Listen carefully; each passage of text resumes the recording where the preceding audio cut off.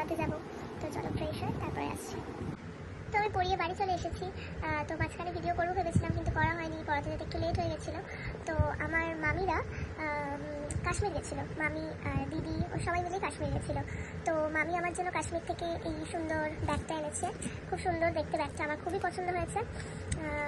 আর দিদি এই সালোয়ারের পিসটা এনেছে, এই শালের যে সালোয়ারগুলো হয় সেগুলো। আর এটা হচ্ছে তার দুপাট্টাটা, খুবই সুন্দর, দুটোই খুব পছন্দ হয়েছে। আর ওরা বৈষ্ণব দেবীও গেছিলো, তার প্রসাদটাও দিয়েছে, তো তার প্রসাদটা অন্য রাখা আছে অন্য জায়গায়।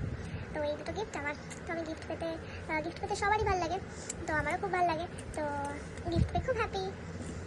সো গাইস, আজকে বাড়িতে মা নেই, তো ভাবছিলাম যে কি করব, রান্নাটা ভাবছিলাম আমিই করে নেব। বাট মা ফোন করেছিল, মা ফার্স্টে বললো যে ঠিক আছে তুই করে নে, আমারই ইচ্ছা ছিল করে নেবো, বাট মা আমাকে দিয়ে বললো তুই করবি নাকি বাইরে থেকে কিছু খাবি।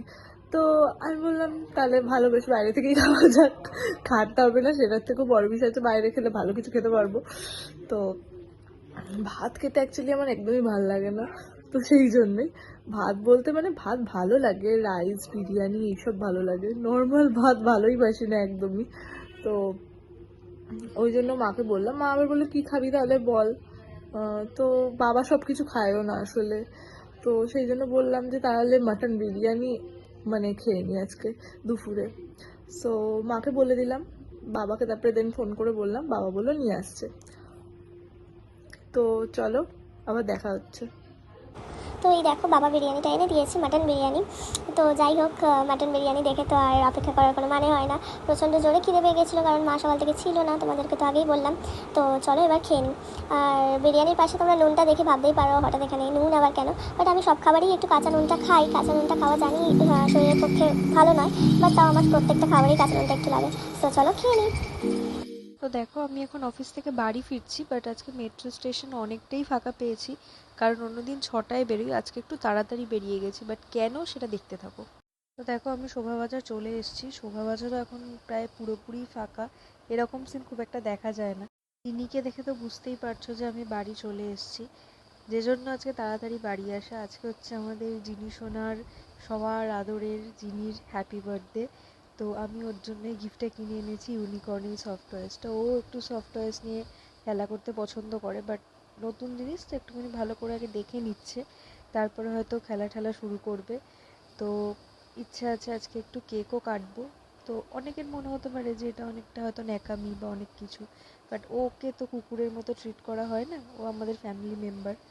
হচ্ছে জিনির কেক আর ওর চকলেটের plate.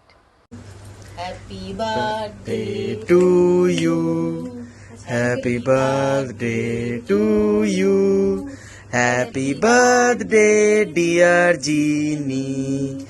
Happy birthday to you.